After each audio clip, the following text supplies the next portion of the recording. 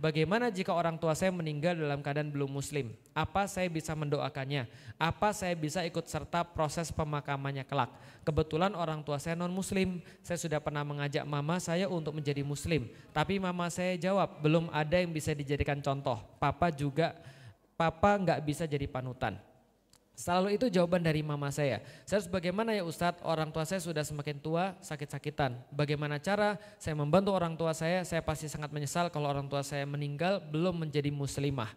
Itu yang saya sampaikan. Bayangkan Rasulullah SAW. Jangan kita dulu, Rasulullah itu harus melihat pamannya Abu Thalib atau orang tuanya meninggal di depan hadapan dia sementara dia belum bersyahadat. Padahal itulah orang yang paling dia cintai dalam keluarganya. Orang yang dicintai ada dua, Abu Thalib sama Khadijah. Abu Thalib meninggal dalam keadaan bukan muslim. Saya tiap hari ba'da sholat saya merasa sangat sedih ketika saya harus doa pada Allah. Ya Allah papi mami, ya Allah papi mami. Saya juga sedih dan kita bukan orang yang pertama yang sedih. Ibrahim juga sedih. Baca dalam surat Maryam, bagaimana Ibrahim ketika mendakwai keluarganya malah mau ngerajam dia. Dia pengen yang baik pada keluarganya malah mau ngerajam dia, malah mau ngelemparin dia pakai batu. Lalu apa kata Ibrahim? Salamun alaika sa'astaghfirulaka rabbi. Wahai bapakku, keselamatan bagi engkau dan mudah-mudahan Allah mengampuni engkau. Dia mendoakan bapaknya, meskipun dia tahu doanya nggak bakal diterima. Paham maksud saya? Jadi kalau ada orang yang nanya, boleh nggak kita mendoakan orang tua? Saya sampaikan, saya nggak bisa nahan siapapun untuk mendoakan orang tuanya. Baik dia masih hidup dan juga yang sudah meninggal. Yang perlu saya kasih tahu, doanya nggak diterima oleh Allah. Itu juga yang saya tahu dalam diri saya. Nenek saya itu sangat sayang sama saya dulu. Ketika bapak ibu saya pergi, saya dititipin pada nenek saya. Nenek saya meninggal belum dalam keadaan muslim.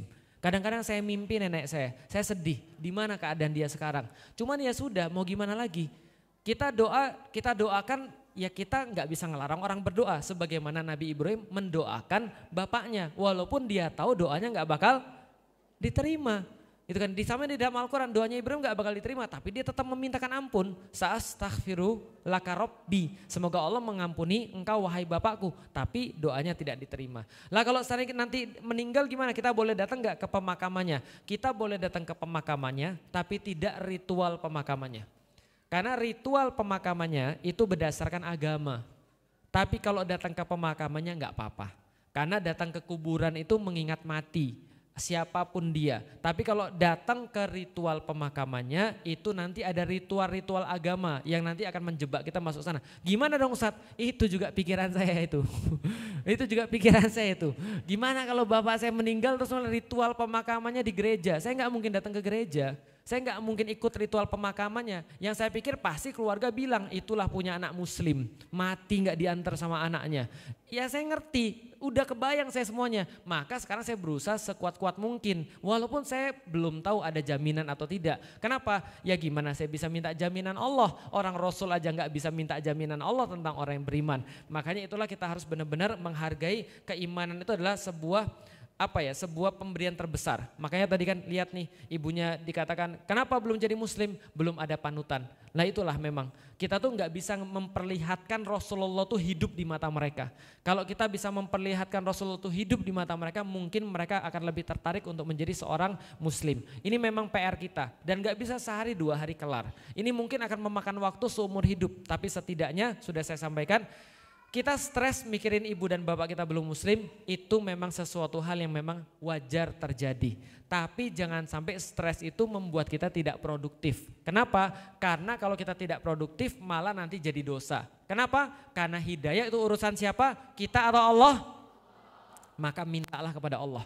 Gak ada yang bisa saya saranin kepada orang-orang yang punya orang tua bukan muslim kecuali berusaha terus sampai akhirnya memang kita atau orang tua kita yang dipanggil oleh Allah. Dan kalaupun itu terjadi dan mereka belum muslim, jangan nyalain siapapun.